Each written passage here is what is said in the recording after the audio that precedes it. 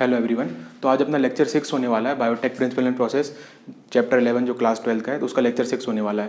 देखो अभी तक अपन ने क्या पढ़ चुका, अभी तक जो अपन पढ़ रहे थे, अपन रिकॉम्बिनेंट डीएनए टेक्निक पढ़ रहे थे। इसके दो पार्ट होते हैं, एक होता है टूल और एक होता है प्रोसीजर। तो अपन पहला टूल्स ले रहे थे कि जो उसके मेन टूल्स होते हैं वो डिस्कस करेंगे, फिर रिकॉम्बिनेंट डीएनए टेक्नोलॉजी का प्रोसीजर डिस्कस करेंगे कि आरडीएनए बना के उसको कैसे ट्रांसफर करते हैं और कैसे अपना डिजायर्ड प्रोडक्ट ऑब्टेन करते हैं। तो अब तक अपन ने टूल्स के 4 अपन ने देख चुके थे। टूल्स में मतलब टूल्स मेनली 4 होते हैं, उसमें से अपन ने एंजाइम कवर कर लिया है। अब सेकंड टूल आता है वेक्टर डीएनए, जिसको अपन क्लोनिंग वेक्टर्स भी बोलते हैं। अब अपन वो देखते हैं। आज के लेक्चर में अपने एनसीईआरटी के पेज नंबर 198 कवर हो जाएगा। 198 का जो बचा हुआ पोर्शन है क्लोनिंग वेक्टर्स वाला, वो कवर हो जाएगा। 199 हाफ कवर होगा, कहाँ तक कवर होगा मैं बता दूंगा, और 200 का भी हाफ पेज कवर होगा। एनसीईआरटी में ना सीक्वेंस में प्रॉब्लम है, मतलब 199 और 200 पेजेस में टूल्स का जो वेक्टर डीएनए का पोर्शन है वो तो दिया ही हुआ है, उसके साथ में कुछ पोर्शन प्रोसीजर का भी दे दिया है। ठीक है ना। तो प्रोसीजर अपन को सीक्वेंस में पढ़ना है। तो एनसीईआरटी में सीक्वेंस की प्रॉब्लम है, तो कौन सा टॉपिक किस पेज में मिलेगा वो अपन सीक्वेंस वाइज पढ़ते जाएंगे। मैं आपको पेज नंबर बताता जाऊँगा। ठीक है। अब आगे बढ़ते हैं, वेक्टर डीएनए पे देखते हैं, जो कि सेकेंड टूल है अपना वेक्टर डीएनए, जिसको अपन क्लोनिंग वेक्टर ही बोलते हैं। क्लोन्स मतलब क्या होते हैं? Genetically identical copies. और वेक्टर का काम क्या है कि मतलब अपन यहाँ पे क्लोनिंग वेक्टर नाम क्यों दिए वो भी आपको बताता हूँ। देखो वेक्टर क्या है? स्पेशल डीएनए मॉलिक्यूल है which can carry a transfer our desired gene in host cell. ठीक है, सिंपल सी बात है कि हमारा जो डिजायर्ड जीन है हम उसको वेक्टर में अटैच करके अपन को होस्ट सेल में भेजना। तो वेक्टर काम क्या है? हमारे डिजायर्ड जीन को होस्ट सेल तक ले जाने का। ये जो डिजायर्ड जीन है मतलब जीन ऑफ इंटरेस्ट है जिसको ट्रांसफ़र करना है, उसके लिए एनसीईआरटी में एलियन पीस ऑफ डीएनए भी नाम दिया हुआ है और फॉरेन डीएनए भी नाम दिया हुआ है। तो फॉरेन डीएनए, एलियन डीएनए या फिर डिजायर्ड जीन या जीन ऑफ इंटरेस्ट, सारे क्या है हमारा जिस जीन को हमें भेजना है होस्ट सेल में या जिससे डिजायर्ड प्रोडक्ट ऑब्टेन करना है। अब क्लोनिंग वेक्टर नाम क्यों दिया हुआ है? क्योंकि इसके पास होती है सेल्फ रेप्लिकेटिंग कैपेसिटी, तभी इसको नेम दिया गया cloning vector.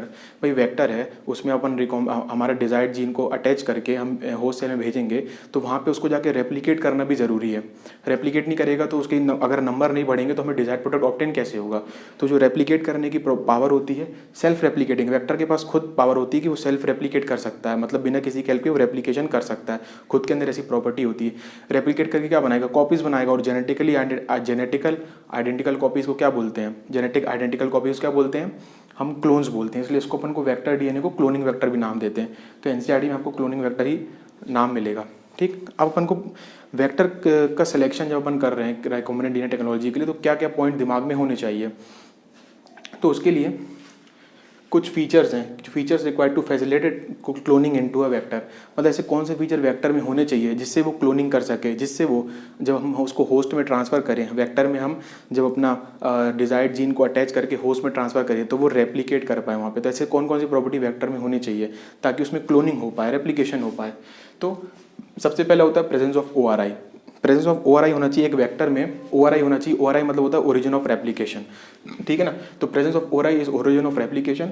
It must be present in a vector so that it can replicate in host cell. अगर ORI वेक्टर में प्रेजेंट है तब होस्ट सेल में रेप्लिकेट कर पाएगा। सबसे इंपॉर्टेंट बात जिससे नीट में भी क्वेश्चन आ चुका है कि ORI should be high copy number type. जो ORI होना चाहिए वेक्टर पे वो हाई कॉपी नंबर टाइप होना चाहिए। हाई कॉपी नंबर टाइप मतलब क्या होता है कि जब इस वेक्टर को हम होस्ट सेल में भेजेंगे रिकॉम्बिनेंट डिजायर्ड जीन अटैच करके, तो वो होस्ट सेल में जाने के बाद अपनी कितनी कॉपीज़ बनाएगा उसी को बोलते हैं कॉपी नंबर। तो वेक्टर का हाई कॉपी नंबर जो वो हाई होना चाहिए, मतलब वो ज़्यादा से ज़्यादा कॉपी बना पाए होस्ट सेल में जाने के बाद। जब हम किसी वेक्टर में अपना डिजायर्ड जीन अटैच करके रिकॉम्बिनेंट डीएनए बना के उसको होस्ट में भेजे तो वो ज़्यादा से ज़्यादा रेप्लिकेट कर पाए। और रेप्लिकेशन कराने की जिम्मेदारी किसकी है? वेक्टर की। तो वो उसका जो कॉपी नंबर होना चाहिए वो हाई होना चाहिए। इंपॉर्टेंट है, नीट में क्वेश्चन आ चुका है। नीट के प्रीवियस ईयर के क्वेश्चन अपन चैप्टर के एंड में भी डिस्कस करेंगे। मैं ट्राई करेंगे अपन प्रीवियस 4 to 5 ईयर से जितने पॉसिबल हो पाए वो नीट के क्वेश्चन भी एक बार अपन ले लेंगे, तो उससे आपको आइडिया हो जाएगा कि नीट में भी कैसे क्वेश्चन आते हैं। बाकी बीच बीच में बताता जाऊंगा। अब उसके बाद होता है presence of selectable marker gene. अब देखो हमने रिकॉम्बिनेंट डीएनए बना के, मतलब वेक्टर डीएनए में डिजायर्ड जीन अटैच करके रिकॉम्बिनेंट डीएनए बना के होस्ट सेल में भेज दिया, पर जरूरी नहीं ना कि हर होस्ट सेल में हमारा डिजायर्ड जीन या हमारा रिकॉम्बिनेंट डीएनए पहुंच पाए। तो हमको आइडेंटिफाई करना जरूरी है कि हमारे होस्ट के किन सेल में रिकॉम्बिनेंट डीएनए पहुंचा है और किन सेल में नहीं पहुंचा है। तो आइडेंटिफाई करना भी ज़रूरी है।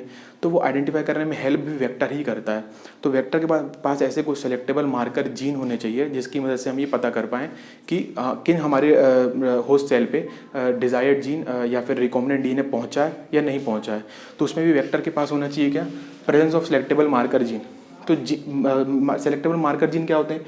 Gene which help in identification and isolation of recombinant DNA in host cell, मतलब हमको आइडेंटिफाई करने में कि किन होस्ट सेल में रिकॉम्बिनेंट डीएनए पहुंचा है, और उसको आइसोलेट करने में अलग से, मतलब उसको बाहर निकालने में, मतलब उनको आइसोलेट करने में, अलग करने में भी हेल्प करे। ऑफ किसके हेल्प करे? Of recombinant DNA in host cell. तो रिकॉम्बिनेंट डीएनए किन होस्ट सेल में पहुंचा है, किन में नहीं पहुंचा है, उसको सेलेक्ट करके आइसोलेट करने में भी हेल्प कौन करता है? वेक्टर। वेक्टर की कौन सी प्रॉपर्टी? कि उसके पास कुछ मार्कर जीन होते हैं। मार्कर जीन मतलब ऐसे जीन होते हैं जो हेल्प करते हैं। अब उसके एग्जाम्पल अपन देखते हैं, एक और पॉइंट देख लेते हैं मार्कर जीन का। Help in identifying and in eliminating non transform cell and selectively permitting the growth of transformant cell. ये एनसीईआरटी की लाइन है। देखो ट्रांसफॉर्मेंट सेल मतलब क्या होता है? ट्रांसफॉर्मेंट सेल मतलब सिंपली वो सेल जिसमें हमारा वेक्टर डीएनए या फिर रिकॉम्बिनेंट डीएनए चला गया है, तो वो सेल कैसी होगी? Transform cell. ट्रांसफॉर्मेशन प्रोसेस मतलब क्या होता है? कोई भी पीस ऑफ डीएनए अगर किसी सेल में इंट्रोड्यूस हो जाता है तो उसको हम क्या बोलते हैं? Transformation process. ठीक है ना। तो जो वेक्टर है उसमें सेलेक्टेबल मार्कर जीन प्रेजेंट होना चाहिए। तो वो क्या करेगा? हेल्प करेगा आइडेंटिफाई करने में और एलिमिनेट करेगा नॉन ट्रांसफॉर्मेंट को, जिसमें हमारा आरडीएनए या वेक्टर डीएनए नहीं गया है, उनको अलग करने में हेल्प करेगा, एलिमिनेट करने में हेल्प करेगा। और किन की ग्रोथ को अलाउ करेगा, मतलब किन की ग्रोथ को अलाउ करेगा? हमारा इंटरेस्ट किस में है? जिसमें हमारा रिकॉम्बिनेंट डीएनए गया हुआ है वही हमारी सेल में इंटरेस्ट है होस्ट की, तो उसी सेल को हम आगे ग्रो कराना चाहेंगे, तो उसमें वेक्टर हेल्प करता है। कैसे हेल्प करता है वो भी बताऊँगा मैं। तो सेलेक्टिवली परमिट करेगा, किसकी ग्रोथ को परमिट करेगा? ट्रांसफॉर्मेंट सेल की। ट्रांसफॉर्मेंट सेल कौन होते हैं? Host cell in which vector DNA recombinant DNA uptake successful, जिसमें हमारा वेक्टर डीएनए रिकॉम्बिनेंट डीएनए का जो अपटेक है, मतलब उसके अंदर वो सक्सेसफुली ट्रांसफर हुआ है होस्ट की सेल पे। इसके कुछ एग्जाम्पल होते हैं। पहला है एंटीबायोटिक रेजिस्टेंट जीन। बैक्टीरिया है, जैसे एक बैक्टीरिया होता है, तो बैक्टीरिया को मारने के लिए क्या देते हैं हम, या बैक्टीरिया की ग्रोथ को रोकने के लिए एंटीबायोटिक। तो भाई बैक्टीरिया अपने अंदर कुछ ना कुछ तो ऐसा चीज़ डेवलप करेगा ना, इवॉल्व होगा, ताकि वो एंटीबायोटिक का असर बैक्टीरिया पे ना हो, मतलब वो एंटीबायोटिक देने पे बैक्टीरिया ना मरे। तो बैक्टीरिया अपने अंदर उस एंटीबायोटिक के जो अगेंस्ट रेजिस्टेंट जीन को डेवलप कर लेता है, उस एंटीबायोटिक अगेंस्ट रेजिस्टेंट जीन को डेवलप कर लेता है, ताकि जब अपन वो उस पर्टिकुलर एंटीबायोटिक उस बैक्टीरिया को देंगे तो बैक्टीरिया को कुछ नहीं होगा। ठीक है ना। बोलते हैं ना रेजिस्टेंट हो गया, ये बैक्टीरिया रेजिस्टेंट हो गया, या एंटीबायोटिक असर नहीं कर रही, क्योंकि बैक्टीरिया भी रेजिस्टेंट हो जाते हैं, उनके अंदर भी इम्यूनिटी डेवलप होती है, टाइम के साथ इवॉल्व हो जाते हैं वो भी। ठीक है ना। तो दो अभी कुछ एनसीईआरटी में एग्जांपल दिए मार्कर जीन के। एंटीबायोटिक रेजिस्टेंट जीन है, जो एंटीबायोटिक रेजिस्टेंट जीन है उनको हम यूज़ करते हैं एज अ मार्कर। कैसे करते हैं बताऊंगा। तो antibiotic resistant gene are example of marker gene, जो कि वेक्टर में होना चाहिए। उसका एग्जांपल है ampicillin resistant gene. Ampicillin antibiotic है, तो एम्पिसिलिन रेजिस्टेंट जीन जो बैक्टीरिया में प्रेजेंट है उसको मार्कर की तरह यूज़ करते हैं। उसको हम ऐसे शॉर्ट फॉर्म लिखते हैं AMPR, AMP for ampicillin, R for resistant. Tetracycline resistant gene TETR, tetracycline resistant gene, और टेट्रासाइक्लिन का दूसरा नाम कानामाइसिन। और क्लोरामफेनिकोल रेजिस्टेंट जीन, ये 3 जीन ऐसे हैं जो कि सिलेक्टेबल मार्कर की तरह हम यूज़ कर सकते हैं। ठीक। और कुछ एंजाइमेटिक जीन भी होते हैं। एंजाइमेटिक जीन मतलब गाल जीन।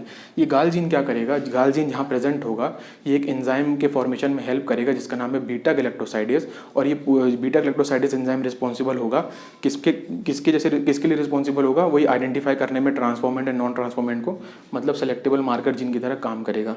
एक छोटा सा मैं आपको यहाँ अभी अपनी पूरा डिटेल में पढ़ेंगे कि कैसे ये हेल्प कर रहा है, जो एंटीबायोटिक रेजिस्टेंट जीन है कैसे हेल्प कर रहे हैं आइडेंटिफाई करने में ट्रांसफॉर्मेंट एंड नॉन ट्रांसफॉर्मेंट को। एक टर्म और आता है, एक होता है ट्रांसफॉर्मेंट एंड नॉन ट्रांसफॉर्मेंट, एक होता है रिकॉम्बिनेंट एंड नॉन रिकॉम्बिनेंट। ये पूरा डिटेल में मैं बताऊंगा आपको। एक टर्म एनसीईआरटी में मिलेगा आपको, इंसर्शनल इनएक्टिवेशन, बहुत इंपॉर्टेंट है, सीधा सीधा नीट में क्वेश्चन आ चुका है, इसको भी अपन देखने वाले हैं आगे आने वाले लेक्चर पे। ये पूरा डिटेल में समझाऊंगा आपको कैसे हम पता करते हैं किस सेल में रिकॉम्बिनेंट डीएनए गया, किस में नहीं गया। ठीक है। एक छोटा सा आपको ओवरव्यू में दे देता हूँ यहाँ पे। देखो मान लीजिए, अच्छा एक चीज़ और एनसीईआरटी में लिखी हुई है कि जो ये जो एंटीबायोटिक रेजिस्टेंट जीन है ये सेलेक्टेबल मार्कर है ई कोलाई के लिए। मतलब नॉर्मल, एक चीज़ मैं आपको इसके पहले और बता दूं, हाँ कंफ्यूज नहीं होना है आपको। अपन वेक्टर डीएनए को भी बैक्टीरिया से ऑब्टेन कर सकते हैं, जैसे ई कोलाई से वेक्टर डीएनए को ऑब्टेन किया जाता है। एनसीईआरटी में जो डायग्राम भी बना हुआ है सर्कल सा, PBR322 जो वेक्टर है प्लाज्मिड है, मतलब वेक्टर प्लाज्मिड किसका एग्जाम्पल है? वेक्टर का। तो PBR322 ई कोलाई से ऑब्टेन करता है। एक वेक्टर को ई कोलाई से ऑब्टेन कर सकते हैं, और अपन बैक्टीरिया को, एक वेक्टर को ई कोलाई या फिर मतलब बैक्टीरिया से ऑब्टेन कर सकते हैं। बैक्टीरिया को एज अ होस्ट सेल भी यूज़ कर सकते हैं। ठीक है। अब सब उसके बाद एक इंपॉर्टेंट चीज़ जो एनसीईआरटी में लिखी है कि ये सेलेक्टेबल मार्कर जीन है ई कोलाई के लिए। और एक लाइन लिखी हुई है कि जो नॉर्मल ई कोलाई सेल है उनके पास इन एंटीबायोटिक के प्रति रेजिस्टेंट नहीं होती है। मतलब अगर ये antibiotic ampicillin, tetracycline, chloramphenicol E coli को देंगे तो ई कोलाई मर जाएंगे, क्योंकि रेजिस्टेंट नहीं है उनके पास। रेजिस्टेंट मतलब उनके प्रति वो इम्यूनिटी नहीं है एक तरीके से, है ना, तो वो मर जाएंगे ई कोलाई। तो नॉर्मल ई कोलाई सेल के लिए इन सेल के पास इन एंटीबायोटिक के प्रति रेजिस्टेंट नहीं है। अब आप इमेजिन करिए ई कोलाई को एज अ होस्ट यूज़ कर रहे हैं, हमने RDNA बनाया और उस रिकॉम्बिनेंट DNA मतलब वेक्टर प्लस डिजायर्ड जीन। अब वेक्टर भी वेक्टर प्लस डिजायर्ड जीन, और वेक्टर में क्या प्रेजेंट है, एंटीबायोटिक रेजिस्टेंट जीन प्रेजेंट है। हमने अपना रिकॉम्बिनेंट DNA बना के ई कोलाई में ट्रांसफ़र कर दिया। अब हमने क्या किया, हमने ट्रांसफ़र कर दिया, कुछ ई कोलाई सेल में ट्रांसफ़र होगा, कुछ में नहीं होगा, क्योंकि 100% एक्यूरेट तो कोई प्रोसेस होती नहीं है। अब मान लीजिए अपन को पता करना है कि कौन सी ई कोलाई सेल में हमारा RDNA गया, किस में नहीं गया है। जिसमें RDNA गया होगा उसमें ये एंटीबायोटिक रेजिस्टेंट जीन भी गए होंगे वेक्टर के साथ। तो हम क्या करेंगे, मान लीजिए हमने एम्पिसिलिन एंटीबायोटिक दिया उस जो हमने जहाँ पे जीन ट्रांसफ़र किया है, जिन ई कोलाई सेल के जिन ई कोलाई सेल की कॉलोनी में हमने जीन ट्रांसफ़र किया था उसमें हमने एम्पिसिलिन एंटीबायोटिक दिया। कुछ ई कोलाई सेल मर जाएंगी, कुछ ई कोलाई सेल जिंदा मतलब बची रहेंगी। तो मरेंगी कौन सी, जिनमें ये रिकॉम्बिनेंट DNA या फिर जिनमें ये एंटीबायोटिक रेजिस्टेंट जीन नहीं गया होगा वो सेल मर जाएंगी, और जिनमें रिकॉम्बिनेंट DNA गया होगा मतलब ये एंटीबायोटिक रेजिस्टेंट जीन गए होंगे वो बच जाएंगी।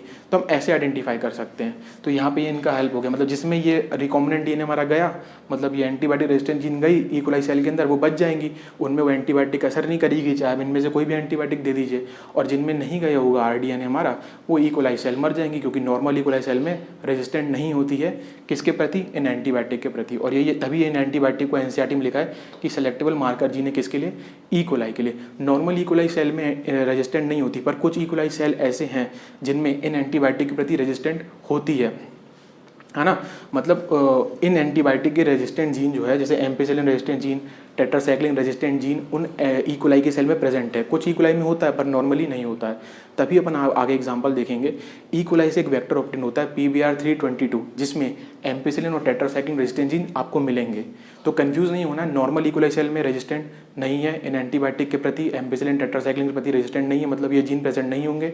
बट कुछ ई कोलाई में प्रेजेंट होते हैं और उनसे ही वो वेक्टर अपन ऑब्टेन भी करते हैं ई कोलाई से। ठीक है, तो ये सिलेक्टेबल मार्कर मैंने बता दिया। और कुछ एंजाइमेटिक जीन को भी हम यूज़ करते हैं किसके लिए, एज अ सिलेक्टेबल मार्कर की तरह।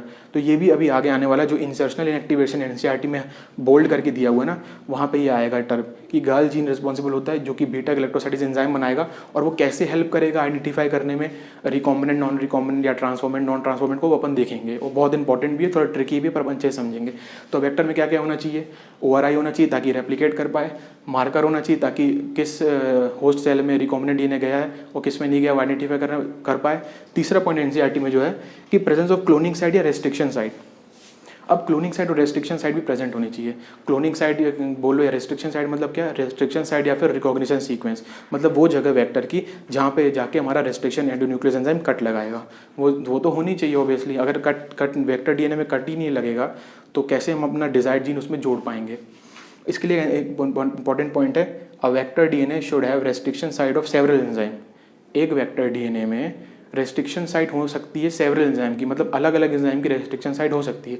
मान लीजिए एक वेक्टर DNA उसमें EcoR1 एंजाइम की रेस्ट्रिक्शन साइट प्रेजेंट है, मतलब ये एक रेस्ट्रिक्शन एंडोन्यूक्लियस एंजाइम है, मतलब EcoR1 एंजाइम आके यहाँ कट लगा सकता है वेक्टर DNA में, कट लगाएगा तो ये पोर्शन अलग हो जाएगा और यहाँ पे अपन डिजायर्ड जीन जोड़ देंगे। और एक साइट हो सकती है मान लीजिए हिंड थर्ड के लिए, ठीक है ना, तो मतलब हिंद थर्ड के लिए रेस्ट्रिक्शन साइट प्रेजेंट है, मतलब हिंद थर्ड एंजाइम आएगा और इस वेक्टर DNA में कट लगा देगा और इस जगह में हम अपना डिजायर्ड जीन जोड़ के होस्ट में ट्रांसफ़र कर सकते हैं रिकॉम्बिनेंट DNA बना के। तो एक वेक्टर DNA में सेवरल एंजाइम की रेस्ट्रिक्शन साइट हो सकती है, मतलब एक से ज़्यादा रेस्ट्रिक्शन एंजाइम की या फिर एक से ज़्यादा रेस्ट्रिक्शन एंडोन्यूक्लियस एंजाइम के लिए रेस्ट्रिक्शन साइट प्रेजेंट हो सकती है ना, एक से ज़्यादा। बट एक एंजाइम के लिए एक ही होनी चाहिए, मतलब EcoR1 के लिए एक ही साइट होनी चाहिए। ऐसा नहीं कि EcoR1 के लिए यहाँ भी रेस्ट्रिक्शन साइट प्रेजेंट है और यहाँ भी प्रेजेंट है। अगर मान लीजिए एक वेक्टर में एक से ज़्यादा रेस्ट्रिक्शन साइट के लिए एक से ज़्यादा रेस्ट्रिक्शन साइट प्रेजेंट होगी एक ही एंजाइम के लिए, तो उससे क्या होगा, ये EcoR1 आएगा, यहाँ भी कट लगा देगा, यहाँ भी कट लगा देगा। तो उससे क्या होगा कि इस वेक्टर DNA के छोटे छोटे फ्रेगमेंट बन जाएंगे जो हमारे काम के नहीं रहेंगे। तो एक एंजाइम के लिए एक ही रेस्ट्रिक्शन साइट प्रेजेंट होनी चाहिए एक वेक्टर पे, बट एक से ज़्यादा एंजाइम की रेस्ट्रिक्शन साइट एक वेक्टर में प्रेजेंट हो सकती है, वो यहाँ पे लिखा हुआ है। अब vector DNA should have restriction site of several enzyme. Several enzyme की रेस्ट्रिक्शन साइट हो सकती है एक वेक्टर में, but only one side of each enzyme, एक एंजाइम की एक ही साइट प्रेजेंट होनी चाहिए। ठीक, तो ये तीन इंपॉर्टेंट प्रॉपर्टी है किसके लिए, वेक्टर के लिए। अब अपन जो है यहाँ पे एनसीईआरटी का पेज नंबर 190 आज देखने वाले हैं, है ना, और 199 का अपन ने 3 पॉइंट अपन ने पढ़ लिए हैं जो तीनों लिखे हुए हैं। अब एनसीईआरटी पेज नंबर 199 में जो क्लोनिंग साइड है थर्ड नंबर पे, उस पर आपको जहाँ पे फिगर 11.4 लिखा हुआ है, फिगर 11.4 आपको क्लोनिंग साइड जो थर्ड पॉइंट है उसमें फिगर 11.4 लिखा हुआ मिल जाएगा। उसके पहले पहले ही अपन आज कवर करेंगे, वहीं तक पढ़ना है। फिगर 11.4 जहाँ पे लिखा हुआ है फिगर 11.4, इसके जो नीचे का पार्ट है ना वो अपन आगे पढ़ेंगे, मतलब वो प्रोसीजर का पार्ट है। वो अपने जो ये जो अभी तो अपन टूल्स पढ़ रहे हैं, अभी प्रोसीजर जो आएगा ना आर्डिनेट टेक्निक का उसका पार्ट है, तो वो बाद में पढ़ना ये वाला पेज, ठीक है। और अब नेक्स्ट अपन देखते हैं, अब अपन आगे देखते हैं इसके। तो अब अपन देख लेते हैं एग्जाम्पल ऑफ क्लोनिंग वेक्टर्स। देखो एनसीईआरटी में ना बहुत सारी जगह दिया हुआ है एग्जाम्पल्स क्लोनिंग वेक्टर्स या फिर वेक्टर्स के, उसको अपन कंपाइल करके एक जगह पढ़ लेते हैं ताकि अपन को एक साथ याद हो जाए। सबसे पहले स्टार्ट करते हैं एग्जाम्पल ऑफ क्लोनिंग वेक्टर में प्लाज्मिड, जो कि सबसे कॉमन एग्जाम्पल है क्लोनिंग वेक्टर्स का। तो प्लाज्मिड क्या होता है मैं पहले के लेक्चर में बता चुका हूँ, फिर से बता रहा हूँ, डायरेक्ट लाइन से ही क्वेश्चन आता है। एनसीईआरटी में लाइन 2 जगह दी हुई, 11th क्लास में भी दी, 11th क्लास के एनसीईआरटी में भी दी है और 12th क्लास के एनसीईआरटी में भी दी है। क्वेश्चन आ चुका है, मैं पहले के लेक्चर में बता चुका हूँ। तो प्लाज्मिड क्या होता है, autonomously replicating circular extra chromosomal DNA होता है, जो प्रेजेंट कहाँ होता है, साइटोप्लाज्म ऑफ बैक्टीरिया में, बैक्टीरिया के साइटोप्लाज्म में प्रेजेंट होगा। ऑटोनोमसली मतलब होता है इंडिपेंडेंटली, मतलब वो इंडिपेंडेंटली रेप्लिकेट कर सकता है बिना किसी की हेल्प के। तो इंडिपेंडेंटली रेप्लिकेटिंग है, सर्कुलर है, सर्कुलर शेप में होगा, और एक्स्ट्रा क्रोमोसोमल डीएनए मतलब जो मेन डीएनए उसके अलावा जो एक्स्ट्रा में जो प्रेजेंट है, तो एक्स्ट्रा क्रोमोसोमल मतलब मेन डीएनए के बाहर जो प्रेजेंट है ना, जो न्यूक्लियस के अंदर है तो न्यूक्लियस के बाहर प्रेजेंट होगा, तो एक्स्ट्रा क्रोमोसोमल डीएनए है ये, ठीक। इसका सबसे पहला जो एग्जाम्पल है वो है टीआई प्लाज्मिड। अब टीआई प्लाज्मिड का कैसा है कि जो टीआई प्लाज्मिड है फ्रॉम एग्रोबैक्टीरियम ट्यूमिफेशन से जो ऑब्टेन होता है, जो एक बैक्टीरिया है एग्रोबैक्टीरियम ट्यूमिफेशन, टीआई प्लाज्मिड उससे ऑब्टेन होता है। देखो एग्रोबैक्टीरियम ट्यूमिफेशन क्या करता है, ये जो बैक्टीरिया है ये रिस्पॉन्सिबल होता है डाइकोट प्लांट में डिसीज कॉज करता है। कौन सी डिसीज कॉज करता है, ट्यूमर इंड्यूस कर देता है। तो जो एग्रोबैक्टीरियम ट्यूमिफेशन है ये कॉज डिसीज करता है डाइकोट प्लांट, मतलब डाइकोट प्लांट के लिए पैथोजेनिक है, पैथोजेनिक मतलब डिसीज कॉजिंग है। तो पैथोजेनिक किसके लिए, डाइकोट प्लांट के लिए, ठीक। With the help of TI, TI का फुल फॉर्म होगा ट्यूमर इंड्यूसिंग, ये ट्यूमर इंड्यूस करेगा, ठीक है ना। With the help of TI plasmid transfer T DNA in dicot plant and convert normal cell of dicot plant into tumour cell. तो ये क्या करेगा, जो एग्रोबैक्टीरियम ट्यूमिफेशन के अंदर होता है टीआई प्लाज्मिड, ये टीआई प्लाज्मिड क्या करता है, अपने अंदर टीडीएनए को अटैच करके डाइकोट प्लांट के अंदर ट्रांसफर कर देता है एग्रोबैक्टीरियम ट्यूमिफेशन। तो टीआई प्लाज्मिड किसको ट्रांसफर कर रहा है, कौन से जीन को ट्रांसफर कर रहा है, टीडीएनए को ट्रांसफर कर रहा है, और यही टीडीएनए रिस्पॉन्सिबल होता है ट्यूमर इंड्यूस करने के लिए, ठीक। और नाउ दिस ट्यूमर सेल्स, अब ये ट्यूमर सेल्स जो बन जाएंगी produce the chemical required by bacteria. अब ये जो बैक्टीरिया ने इंड्यूस करवा दिया है ट्यूमर, टीआई प्लाज्मिड को ट्रांसफर करके टीडीएनए को ट्रांसफर करके डाइकोट प्लांट में, अब वो डाइकोट प्लांट की सेल से वही केमिकल बनाएगा जो उसको रिक्वायरमेंट होगा ग्रोथ और डेवलपमेंट के लिए। तो यहाँ पे हम क्या दिमाग लगा सकते हैं कि जो टीआई प्लाज्मिड है, ये टीआई प्लाज्मिड कौन से डीएनए को ट्रांसफर कर रहा है, टीडीएनए को, मतलब डीएनए को ट्रांसफर कर रहा है। अगर हम इस टीडीएनए की जगह अपना डिजायर्ड जीन अटैच कर देते हैं टीआई प्लाज्मिड में, तब जब ये टीआई प्लाज्मिड तब ये एग्रोबैक्टीरियम ट्यूमिफेशन जब टीआई प्लाज्मिड को ट्रांसफर करेगा, टीडीएनए को ट्रांसफर करेगा डाइकोट प्लांट में, तो वो टीडीएनए की जगह हमारा डिजायर्ड जीन ट्रांसफर हो जाएगा, क्योंकि हमने डिजायर्ड जीन अटैच कर दिया है टीडीएनए को। तो ये इसी टेक्निक का यूज़ करते हुए टीआई प्लाज्मिड को जीन ट्रांसफर के लिए यूज़ कर सकते हैं, किसके लिए, डाइकोट प्लांट के लिए, या फिर प्लांट के लिए अगर हमको जीन ट्रांसफर करना है तो टीआई प्लाज्मिड का हम यूज़ कर सकते हैं, जो कि एग्रोबैक्टीरियम ट्यूमिफेशन से ऑब्टेन होता है। तो टीआई प्लाज्मिड का एज अ क्लोनिंग वेक्टर अपन यूज़ कर सकते हैं। अब उससे एक फ़ायदा दूसरा क्या हुआ कि टीडीएनए की जगह हमने कौन सा अपना डिजायर्ड जीन अटैच कर दिया, तो टीडीएनए अगर नहीं जाएगा तो ट्यूमर इंड्यूस भी नहीं होगा, मतलब वो जो मतलब एग्रोबैक्टीरियम ट्यूमिफेशन है वो नॉन पैथोजेनिक हो गया डाइकोट प्लांट के लिए, और हमारा डिजायर्ड जीन भी ट्रांसफर हो गया। क्यों नॉन पैथोजेनिक क्यों होंगे, क्योंकि टीडीएनए की जगह हमने डिजायर्ड जीन अटैच कर दिया है, और यही टीडीएनए रिस्पॉन्सिबल होता है ट्यूमर इंड्यूस करने के लिए। सेकंड मोस्ट इंपॉर्टेंट एग्जाम्पल जो है वो है ई कोलाई से ऑब्टेन होता है plasmid is example of vector. तो ई कोलाई से एक ऑब्टेन होता है, हमको प्लाज्मिड मिलता है PBr322 जो है एक एग्जाम्पल है, एनसीईआरटी में डायग्राम दिया भी हुआ है। वो हमें ऑब्टेन कहाँ से होता है, ई कोलाई से ऑब्टेन होता है PBr322। मैंने आपको बताया था नॉर्मल ई कोलाई सेल में रेजिस्टेंस प्रेजेंट नहीं होती है एंटीबायोटिक एम्पिसिलिन टेट्रासाइक्लिन के लिए, पर कुछ ई कोलाई ऐसे होते हैं जिनमें रेजिस्टेंस प्रेजेंट होती है एम्पिसिलिन और टेट्रासाइक्लिन के प्रति, ठीक है। तो उन्हीं बैक्टीरिया में उन्हीं ई कोलाई से जिसमें रेजिस्टेंस प्रेजेंट होती है, रेजिस्टेंस प्रेजेंट होने का मतलब है उनमें एम्पिसिलिन और टेट्रासाइक्लिन रेजिस्टेंस जीन प्रेजेंट होंगे, तो वो उन्हीं ई कोलाई से हम ये वाला प्लाज्मिड ऑब्टेन करते हैं PBr322, है ना। क्योंकि देखो यहाँ पे AMP और TETR ये कौन से हैं, एंटीबायोटिक रेजिस्टेंस जीन प्रेजेंट है। अब एक एग्जांपल देखते हैं एनसीईआरटी में जो दिया हुआ है ये वाला, इक्वलाइज ऑप्टेन होता है पीवीआर 322। ये एग्जांपल किसका है? वेक्टर का। अब वेक्टर के अपन ने 3 प्रॉपर्टी पढ़ी थी, प्रेजेंस ऑफ ओआरआई, देखो यहाँ ओआरआई है कि नहीं, तो ओआरआई प्रेजेंट है, देखो ओरिजिन ऑफ रेप्लिकेशन प्रेजेंट है जो कि रेप्लिकेशन में हेल्प करेगा होस्ट में। दूसरा अपन ने पढ़ा था presence of selectable marker gene, और मार्कर जीन के एग्जाम्पल पढ़ते थे अपन ने एंटीबायोटिक रेजिस्टेंट जीन, जो कि कौन थे? Ampicillin and tetracycline. तो आप देखिए ampicillin and tetracycline resistant gene भी प्रेजेंट है इसमें, ठीक है। तीसरा पढ़ा था प्रेजेंस ऑफ क्लोनिंग साइट्स या फिर restriction sites of restriction endonuclease enzyme. देखो ये सारे जो है रेस्ट्रिक्शन साइट प्रेजेंट है। ये PST1 है, मतलब PST1 एक रेस्ट्रिक्शन एंडोन्यूक्लियस एंजाइम है या फिर रेस्ट्रिक्शन एंजाइम है, उसकी यहाँ पे रेस्ट्रिक्शन साइट प्रेजेंट है।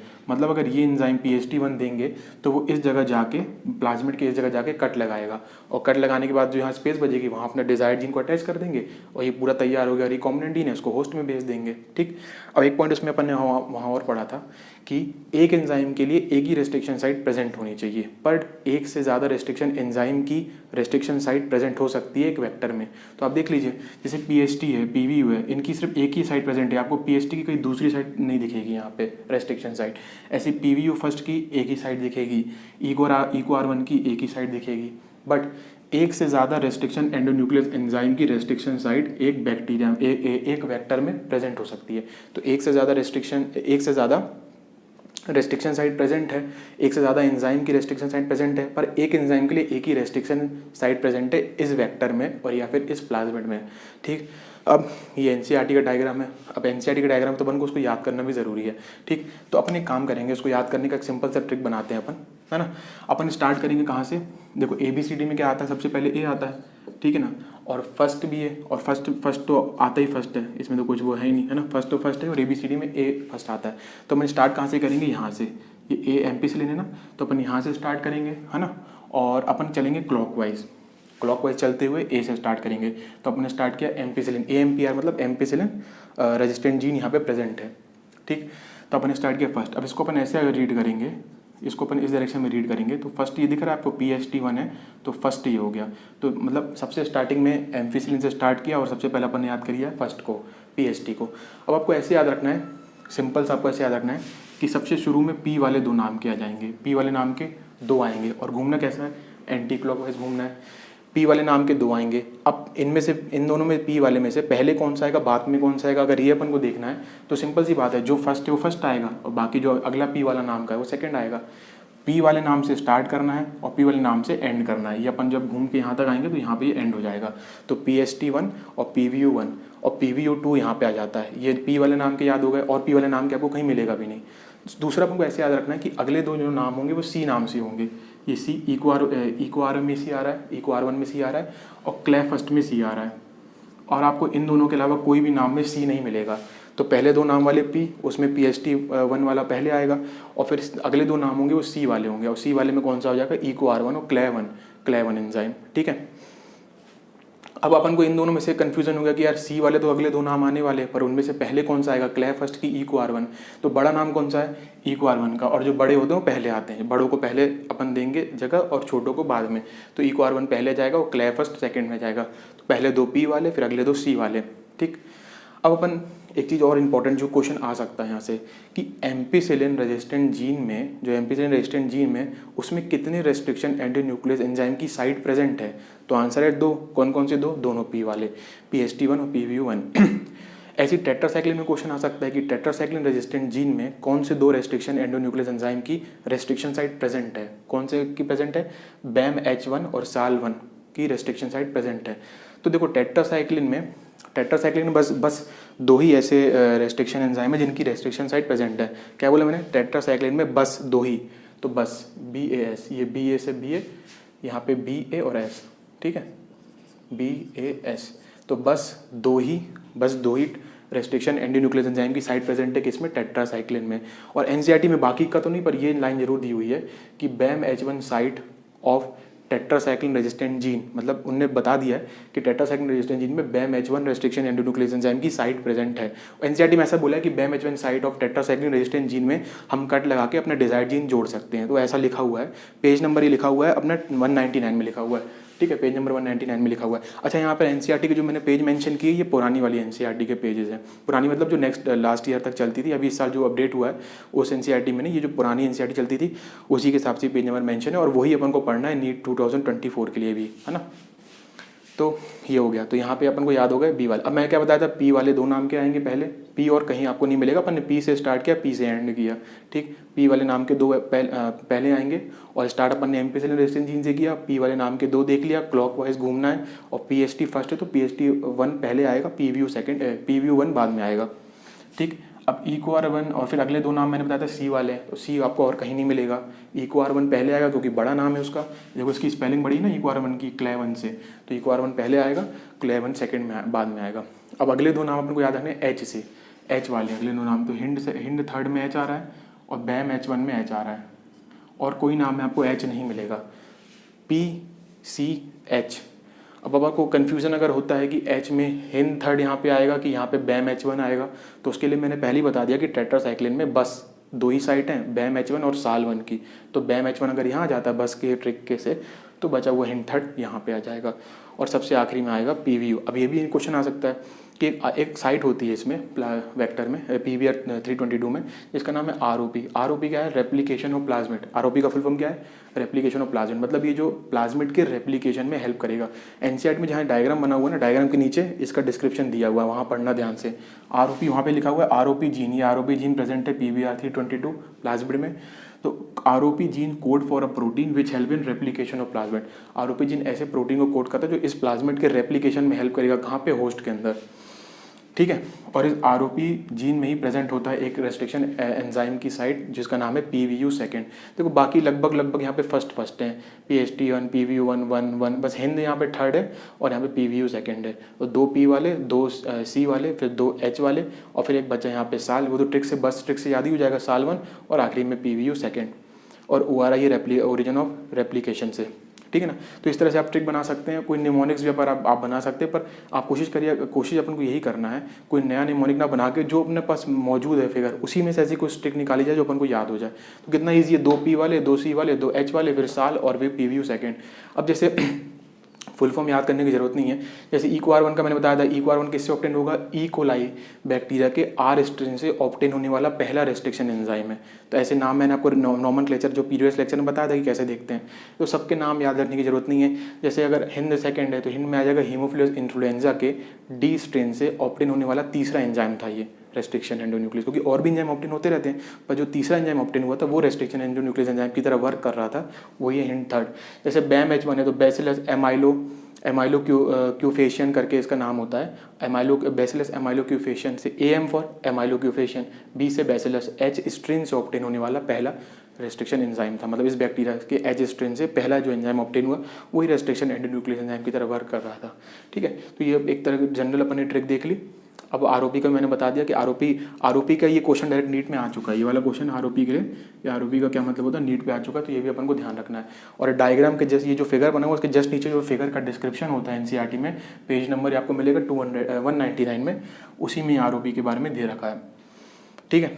अब अपन बात करते हैं, अपन ने दो एग्जाम्पल देख लिए, प्लाज्मिड और एक देख लिया PBR 322।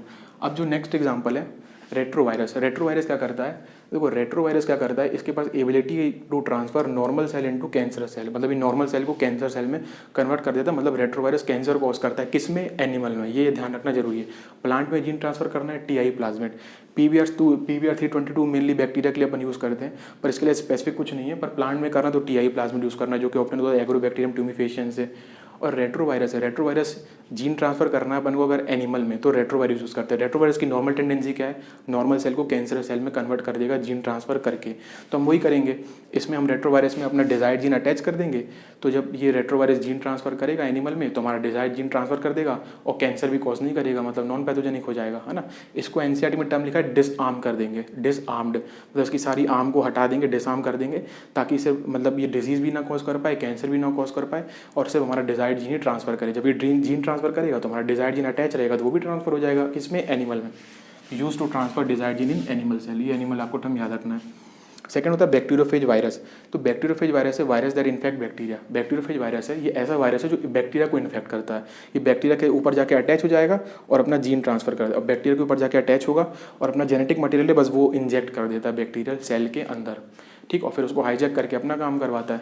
तो बैक्टीरियोफेज वायरस जो है वो वायरस को जो इन्फेक्ट करता है बैक्टीरिया को, तो वही है जब ये जीन ट्रांसफर करने को कैपेबल है, ये अपना जेनेटिक मटेरियल बैक्टीरिया के अंदर इंजेक्ट करता है। तो अगर बैक्टीरियोफेज के डीएनए में हम अगर डिजायर्ड जीन अटैच कर देंगे तो हम इसको जीन ट्रांसफर के लिए यूज़ कर सकते हैं। इसका पेज नंबर 26, 11th क्लास की एनसीईआरटी पेज नंबर 26, पुरानी वाली एनसीईआरटी का पेज नंबर जो 26 है 11th क्लास की एनसीईआरटी, उस पर ये बैक्टीरियोफेज का डायग्राम दिया हुआ है और जो कि नीट में क्वेश्चन आ चुका है, तो वो आप देख लेना। मैं आपको वो भी पेज बताता जाऊँगा एनसीईआरटी में कौन सी चीज़ कहाँ पे दी हुई है, जिससे अपन को मतलब ये वाला चैप्टर पढ़ते पढ़ते भी दूसरे चैप्टर के इंपॉर्टेंट पॉइंट साथ में कवर होते जाएँ। जो पेज बता रहा हूँ वो साथ साथ देखते जाइए। उसके बाद बात करते हैं अपन कुछ आर्टिफिशियल क्रोमोसोम हैं जो कि यूज़ होते हैं एज अ वेक्टर।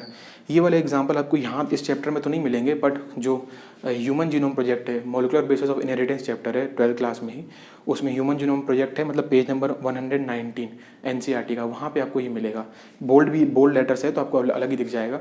इनको भी एज अ वेक्टर यूज़ करते हैं। तो अपन एक खट्टा ही वेक्टर का एग्जाम्पल पढ़ रहे थे, उसको यहीं पढ़ लेते हैं ताकि जब वहाँ पर आएगा तो आपको दिक्कत नहीं होगी। तो इसके एग्जाम्पल है BAC और YC, बस एग्जाम्पल अपन को याद रखने की ऐसा वेक्टर यूज़ होते हैं। बैक्टीरियल आर्टिफिशियल क्रोमोसोम और ईस्ट आर्टिफिशियल क्रोमोसोम, बैक और यैक बोलते हैं इसको, ठीक। तो ये थे एग्जाम्पल्स किसके, वेक्टर्स के। अब टूल्स जो है अपन ने 2 टूल्स कवर कर लिए, पहला एंजाइम, दूसरा वेक्टर। तीसरा टूल्स क्या होता है, रिकॉम्बिनेंट डीएनए टेक्नोलॉजी का या फिर जेनेटिक इंजीनियरिंग का पैसेंजर डीएनए। पैसेंजर डीएनए मतलब जो पैसेंजर है, जो बैठ के जाएगा वेक्टर में। तो पैसेंजर डीएनए मतलब डिजायर्ड जीन, हमारा डिजायर्ड जीन है। तो डिजायर्ड जीन तो पर जो जीन ऑफ इंटरेस्ट है वो डिजायर्ड है, तो उसका स्पेसिफिक कोई एग्जाम्पल नहीं है। और चौथा होता है होस्ट सेल। होस्ट सेल मतलब जिसमें हम जीन ट्रांसफर कर रहे हैं, ठीक है। तो वो प्लांट, एनिमल, बैक्टीरिया, ईस्ट, कुछ भी हो सकता है। तो ये अपन ने कंप्लीट कर लिया tools of recombinant DNA technology. अपना नेक्स्ट जो पार्ट रहेगा वो रहेगा procedure of recombinant DNA technology. अपन अब प्रोसीजर वाले पार्ट में आएंगे कि कैसे कैसे क्या क्या प्रोसीजर होता है। अब अपन ने जो अभी एनसीईआरटी का आज पेज कवर कर लिया लेक्चर में, आज के लेक्चर में पेज नंबर देखो 198 कवर हो गया। 190 में बेसिकली आपको क्लोनिंग वेक्टर जो टॉपिक स्टार्ट हुआ है उसमें आपको मिलेगा प्लाज्मिड और बैक्टीरियोफेज का नाम मिलेगा एज अ जो यूज़ होता है वेक्टर। वो यही बताया कि प्लाज्मिड का बैक्टीरियोफेज का कॉपी नंबर ज़्यादा होता है। कॉपी नंबर मतलब बैक्टीरियोफेज जब होस्ट सेल में जीन ट्रांसफर करेगा वहाँ जाके वो कितने बार रेप्लिकेट कर सकता है, अपनी कॉपीज़ बना सकता है, उसी को बोलते हैं कॉपी नंबर। तो वहाँ कंफ्यूज नहीं होना। पेज नंबर 198 भी कवर हो गया है और 199 भी अपना कवर हो गया है। पहला ORI है, दूसरा सेलेक्टेबल मार्कर, तीसरा पॉइंट है क्लोनिंग साइट्स। क्लोनिंग साइट्स भी अपना वहाँ तक कवर हो गया जहाँ पे लिखा है फिगर 11.4। मैं पहले ही बता चुका हूँ फिगर 11.4 लिखा है, उसके यहाँ तक कवर हो चुका है। और फिर एक लाइन जो मैंने आपको अभी बताई कि एक एनसीईआरटी में एक लाइन मेंशन है, इसी के नीचे मेंशन है ये फिगर 11.4 क्लोनिंग साइट फिगर 11.4 के नीचे कि BAM-H1 site of tetracycline resistant gene in the vector PVR 322, मतलब वहाँ पे अपन कट लगा के डिजायर्ड जीन जोड़ सकते हैं। इसका जो बचा हुआ पार्ट है पेज नंबर 199 का, वो प्रोसीजर का पार्ट है, वो मैं आपको नेक्स्ट लेक्चर में बताऊंगा। और बाद बचा हुआ जो है पेज नंबर 200 जो है, पेज नंबर 200 भी अपन ने कवर कर लिया है। पेज नंबर 200 में मेनली इन्हीं का एग्जाम्पल दिया हुआ है, TI प्लाज्मिड का दिया हुआ है और रेट्रोवायरस के बारे में दिया हुआ है। पेज नंबर 200 में क्या पढ़ना है आपको, वेक्टर जो पेज नंबर 200 में जो 4th पॉइंट है जिसमें लिखा है vector for cloning gene in plant and animal, वो वाला पूरा पैराग्राफ आप पढ़ सकते हैं।